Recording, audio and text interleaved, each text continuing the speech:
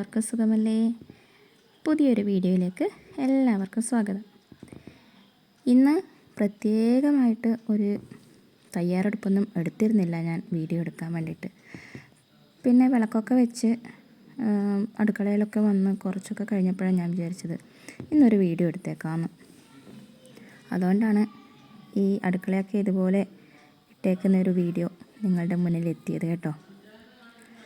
ഇന്ന് നൂൽപുട്ടും കടലക്കറിയുമാണ്. അപ്പോൾ നൂൽപുട്ടിന് വേണ്ടിയിട്ട് കുഴച്ച് വെച്ചിട്ടുണ്ട്. അതിനുശേഷം കറിക്ക് വേണ്ട തയ്യാറെടുപ്പുകൾ നടത്തുകയാണ്. അപ്പോൾ നമ്മുടെ പ്ലാസ്റ്റിക്കൊക്കെ ഒരു കവറിലിട്ടിട്ട് ഹരിതസേനക്ക് കൊടുക്കാറാണ് പതിവ്. അങ്ങനെ നൂൽപുട്ടിൻ്റെ പൊടിയുടെ കവറ് നമ്മളടുത്ത് ഏൽപ്പിച്ചിട്ടുണ്ട്. അപ്പോൾ അവളായാലും എന്തെങ്കിലും മുട്ടായിയോ അങ്ങനെയൊക്കെ തിന്നു കഴിഞ്ഞാൽ വേഗം അവൾ തന്നെ ആ കവറിൽ കൊണ്ടിടും. അത് നമ്മളെ കുട്ടികൾക്ക് നൽകുന്ന നല്ലൊരു ശീലമാണ്. ഇപ്പോൾ എവിടെന്നെങ്കിലും സാധനം വാങ്ങിയിട്ട് ആ കവറ് അല്ലെങ്കിൽ മിഠായി വാങ്ങിയിട്ട് ആ കവർ അപ്പോൾ തന്നെ ആ റോഡുമ്മൽ വലിച്ചെറിയുന്നതിന് പകരം ഞാനൊക്കെ എൻ്റെ ബാഗിൽ എടുത്തിടാറാണ് പതിവ്. എന്നിട്ട് വീട്ടിൽ വന്നിട്ട് ഇതുപോലെ നമ്മുടെ ഹരിതസേനയ്ക്ക് കൊടുക്കുന്ന കവറിലോട്ട് ഇട്ട് വെക്കുകയാണ് ചെയ്യുക. അപ്പോൾ അത് നമ്മളെ കുട്ടികളെ എല്ലാവരും പഠിപ്പിക്കേണ്ട ഒരു കാര്യമാണ്. നമ്മുടെ പ്രകൃതി എന്ന് പറയുന്നത് നാളെയും വേണ്ട ഒന്നാണ്. അപ്പോൾ ഇതുപോലുള്ള ചെറിയ ചെറിയ പ്ലാസ്റ്റിക്കുകളാണ് വീണ്ടും കുമിഞ്ഞുകൂടി വലിയൊരു കൂനയാവുന്നത്. അപ്പോൾ ആ ഒരു കാര്യം നമ്മൾ കുട്ടികളെ ഇപ്പോഴേ ഒന്ന് ശീലിപ്പിച്ച് കഴിഞ്ഞാൽ വലിച്ചെറിയുന്ന ഈ പ്ലാസ്റ്റിക്കുകളുടെ എണ്ണം തന്നെ നമുക്ക് കുറക്കാൻ വേണ്ടി പറ്റും. അപ്പോൾ നമ്മളുടെ കറിയൊക്കെ ഏകദേശം തയ്യാറായി. അതിനെ വറവൊക്കെ ഇട്ട് റെഡിയാക്കിയിട്ടുണ്ട്. ഇന്ന് ശരിക്കും പറഞ്ഞാൽ മേശയൊക്കെ ഫുൾ വെളിച്ച് വാരി ഇട്ടതുപോലെയാണുള്ളത്. എന്തോ എനിക്ക് എല്ലാം ഒതുക്കി വെച്ചിട്ട് വീഡിയോ എടുക്കാനുള്ള ഒരു ക്ഷമയുണ്ടായിരുന്നില്ല. അതുകൊണ്ടാണ് ഇന്നിങ്ങനെ ഒരു വീഡിയോ കാണുന്നത്. അപ്പോൾ ഈ മഞ്ഞൾ, മുളക് അതുപോലുള്ളതൊക്കെ ഞാൻ എൻ്റെ ആവശ്യങ്ങൾ കഴിഞ്ഞിട്ടാണ് അതിൻ്റെ കുപ്പിയൊക്കെ നമ്മുടെ വലിപ്പിലോട്ട് വെക്കുന്നത്. അപ്പോൾ അതുകൊണ്ട് തന്നെ അതവിടെ തന്നെ ഉണ്ടാവും എല്ലാ കറികളും ആകുന്നത് വരെ. അപ്പോൾ അതിനിടയ്ക്ക് മോള് വന്നിട്ട് കറിയുടെ ടേസ്റ്റൊക്കെ നോക്കുന്നുണ്ട്. അപ്പോൾ ഏട്ടൻ പോവാറായി. അപ്പോൾ ഏട്ടന് വേണ്ടിയിട്ട് വേഗം വിളമ്പിയെടുക്കുവാണ്. 7:30 ആകുമ്പോഴത്തേക്കും ഏട്ടന് ഫുഡ് കൊടുക്കാറുണ്ട് ഞാൻ എല്ലാ ദിവസവും. അപ്പോൾ ഏതെങ്കിലും ഒരു ദിവസം എഴുന്നേക്കാൻ ലേറ്റാവോ അല്ലെങ്കിൽ ഉണ്ടാക്കാൻ ലേറ്റാവോ ഒക്കെ ചെയ്ത് കഴിഞ്ഞാൽ മാത്രമേ ഒരു ഇത്തിരി ലേറ്റ് ആവുള്ളൂ. അപ്പോൾ 7:40 ആകുമ്പോഴത്തേക്കും ഏട്ടന് പോവുകയും വേണം. അതുകൊണ്ട് തന്നെ എല്ലാം ചടപടേന്നും പറഞ്ഞിട്ട് ചെയ്യുന്നത് കൊണ്ട് തന്നെ ഈ അടുക്കി പറിക്കുന്ന കാര്യങ്ങളൊക്കെ ഞാൻ ഏട്ടൻ പോയ ശേഷമാണ് ചെയ്യാൻ നിൽക്കാറുള്ളത്, അല്ലെങ്കിൽ ഏട്ടന് ഫുഡ് കൊടുത്തതിന് ശേഷം. അപ്പോൾ കുറച്ച് സാധനങ്ങളൊക്കെ ഉള്ളിലോട്ട് മാറ്റി വെച്ചിട്ടുണ്ട്. ഇനി അടുത്ത ട്രിപ്പ് നൂൽപുട്ട് ആക്കിയതിന് ശേഷം ബാക്കി ക്ലീനിങ്ങൊക്കെ ചെയ്യാമെന്ന് വിചാരിച്ചു. അപ്പോൾ എന്താണെന്നറിയില്ല, കൂട്ടിച്ചിരി മുറുകിപ്പോയോന്നറിയില്ല. അതുകൊണ്ട് തന്നെ കുറച്ച് പാടുപെട്ടു ഞാൻ ഈ നൂലപ്പം ആക്കാൻ വേണ്ടിയിട്ട്. മോൾക്ക് ഭയങ്കര ഇഷ്ടമാണ് ഈ നൂലപ്പം. അതുകൊണ്ട് തന്നെ ഇടയ്ക്കൊക്കെ അവൾ പറയും, അമ്മ ഇന്ന് നൂലപ്പം മതി, കടലക്കയും നൂൽപൊട്ടും മതി എന്നൊക്കെ പറയും. അതുകൊണ്ട് തന്നെ അവൾക്ക് വേണ്ടിയിട്ടാണ് ഇങ്ങനെ ഇടയ്ക്കൊക്കെ ഇത് ആക്കുന്നത്. അതിനിടയ്ക്ക് അവളും കൂടി വന്നിട്ട് ഇതൊന്ന് തിരിച്ചൊക്കെ നോക്കുന്നുണ്ട്. അപ്പോൾ ഞാൻ പറഞ്ഞിട്ട് അവൾക്ക് മനസ്സിലായില്ല ഇത് കുറച്ച് പണിയുണ്ട് എന്നുള്ളത്. അപ്പോൾ ഞാൻ വിചാരിച്ചു അത് ചെയ്ത് നോക്കട്ടെ, എന്നിട്ട് മനസ്സിലാവുമല്ലോ അവൾക്ക് ആകുമോ ഇല്ലയോ എന്നുള്ളത്. അപ്പോൾ ഒന്നിൽ ആക്കി പിന്നെ മൂപ്പത്തേക്ക് ശരിയാവുന്നില്ല.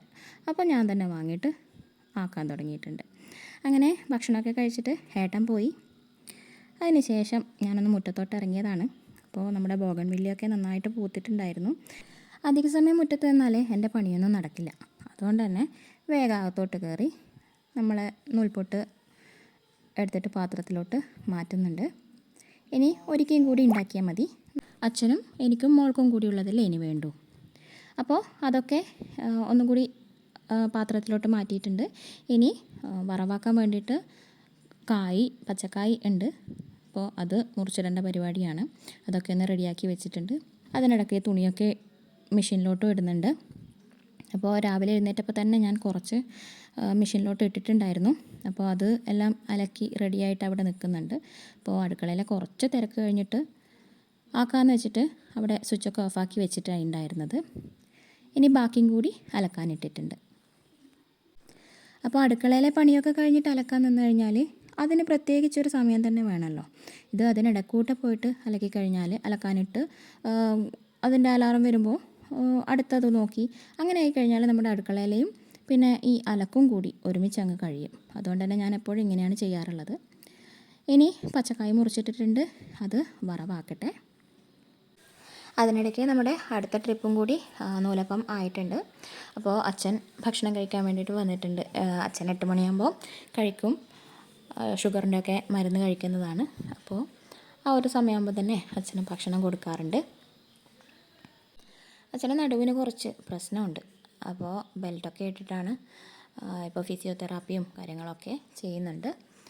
എന്നാലും എനിക്ക് നല്ല ഒരു സഹായം തന്നെയാണ് അച്ഛൻ. ചപ്പാത്തി ഉണ്ടാക്കുമ്പോഴും പൂരി ദോശ പോലുള്ള കുറച്ച് സമയമെടുത്ത് ചെയ്യേണ്ട കാര്യങ്ങളുണ്ടാവുമല്ലോ. പ്രത്യേകിച്ച് ഞാൻ ഇപ്പോൾ സ്കൂളിലൊക്കെ പോകുന്ന സമയമാണെങ്കിൽ അതും ചുട്ടു നിന്നാൽ എൻ്റെ കാര്യം ബാക്കിയൊന്നും നടക്കില്ല. അപ്പോൾ അച്ഛൻ തന്നെയാണ് അങ്ങനെയുള്ള കാര്യങ്ങളൊക്കെ എന്നെ സഹായിക്കുന്നത്. ഇന്ന് പുതിയതായിട്ടൊരു കറിയൊന്നും വെക്കുന്നില്ല കേട്ടോ. തലേന്നത്തെ കറിയുണ്ട്. അപ്പോൾ എനിക്കും അച്ഛനും മോൾക്കും അല്ലേ വേണ്ടൂ. അതുകൊണ്ട് നമ്മൾ അതൊക്കെ കൊണ്ട് അഡ്ജസ്റ്റ് ചെയ്തോളൂ. നൂലപ്പം കണ്ടാൽ പിന്നെ നമുക്ക് ചോറൊന്നും വേണ്ട. നൂലപ്പവും കടലക്കറിയും മാത്രം മതി, രാവിലെയും ഉച്ചക്കും രാത്രിക്കും ഒക്കെ. അടുക്കളയിലെ പണിയൊക്കെ കുറച്ച് ഒതുക്കിയതിന് ശേഷമാണ് ഞാൻ അടുപ്പ് കത്തിക്കാൻ വന്നത്. അപ്പോൾ ഇവിടെ ചോറിന് വെള്ളം വെച്ച് കഴിഞ്ഞാൽ അച്ഛൻ ബാക്കിയൊക്കെ നോക്കിക്കോളും. എനിക്ക് മോളെയും കൊണ്ട് ക്ലാസ്സിനും പോകാനുണ്ട്. അപ്പോൾ ഇവിടെ വെള്ളം വെച്ച് അരിയിട്ട് കൊടുത്തു കഴിഞ്ഞാൽ അച്ഛൻ നോക്കിയിട്ട് വാർത്തോളും. വെണ്ണീരൊക്കെ വാരി അടുപ്പിൻ്റെ ആ ഉള്ളിൽ കുറച്ച് തീയൊക്കെ കാണിച്ചു കഴിഞ്ഞാൽ മാത്രമേ നന്നായിട്ട് കത്തുള്ളൂ. അപ്പോൾ നോക്കുമ്പോൾ അതിനുള്ളിൽ നല്ല വെണ്ണീരുണ്ടായിരുന്നു. അതൊക്കെ ഒന്ന് വാരിയിട്ട് കത്തിക്കാമെന്ന് വെച്ചു. ആദ്യം ആ കുഴലിൻ്റെ ഉള്ളിലോട്ട് തീ കാണിച്ചു കഴിഞ്ഞാൽ മാത്രമേ പുകയില്ലാതെ കത്തുള്ളൂ. കാരണം അതിനുള്ളിലും ഫുൾ എയർ കുടുങ്ങിയിട്ടുണ്ടാവുമല്ലോ രാത്രിയിലൊക്കെ. അപ്പോൾ ആ എയർ ഉണ്ടാകുമ്പോൾ നമ്മളുടെ തീ ശരിക്കും അങ്ങോട്ടേക്ക് പോവില്ല. അപ്പോൾ അതിനുള്ളിൽ ആദ്യം കത്തിച്ചിട്ട് കഴിഞ്ഞാൽ മാത്രമേ ഇത് കത്തുള്ളൂ. അങ്ങനെ തീയൊക്കെ കത്തിച്ചതിന് ശേഷം ഒരു ട്രിപ്പ് തുടക്കൽ കഴിഞ്ഞു. അതിന് ശേഷമാണ് ഞാൻ വെള്ളം വെച്ചത്. ഈ പൊടി ഇങ്ങനെ കാണുമ്പോൾ വല്ലാത്തൊരു വിമിഷ്ടമാണ്, ഒരു വൃത്തി ഉണ്ടാവില്ല. അതുകൊണ്ട് ഇടയ്ക്കിടയ്ക്ക് ഇങ്ങനെ തുടച്ചുകൊണ്ടേയിരിക്കണം. അതെൻ്റെ അമ്മയ്ക്ക് എപ്പോഴും ഒരു പരാതിയാണ്, ഇങ്ങനെ മേശ തുടച്ചുകൊണ്ടിരിക്കും, അതുകൊണ്ടാണ് പണി വേഗം കഴിയാത്തതെന്നൊക്കെ പറയും. പക്ഷെ എന്നാലും ആ മേശയൊക്കെ തുടച്ച് കാണുമ്പോൾ മാത്രമേ ഒരു തൃപ്തി ഉണ്ടാവുള്ളൂ. എന്നിട്ട് പിന്നെ ഇതാ അരിയൊക്കെ എടുത്ത് കഴുകി.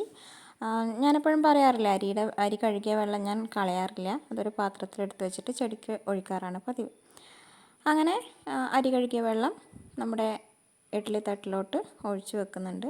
അതിനി കഞ്ഞിവെള്ളവും ഈ അരി കഴുകിയ വെള്ളവും ഒക്കെ കൂടി ഞാൻ ചെടിക്ക് ഒഴിക്കുക ചെയ്യാം. അപ്പോൾ അരിയൊക്കെ ഇട്ട് ഇനി ഇപ്പോൾ പോവാൻ തിരക്കായി. അതിന് മുന്നേ നമ്മുടെ വറവടുപ്പത്തുണ്ട്, അതും കൂടി ഒന്ന് നോക്കേണ്ടതുണ്ട്. അപ്പോൾ പോയി നോക്കുമ്പോൾ ഒക്കെ വെന്തിട്ടുണ്ട്.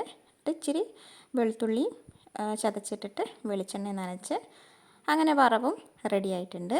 ഇനി എനിക്കൊന്ന് റെഡിയാവണം. അപ്പോൾ ഡ്രസ്സൊക്കെ മാറ്റി മോളെയും കൊണ്ട് നടക്കുവാണ്.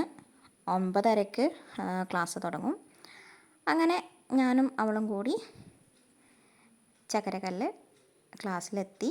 അവിടെ ഒരു 2 മണിക്കൂർ ഞാനിങ്ങനെ വെറുതെ ഇരിക്കണം.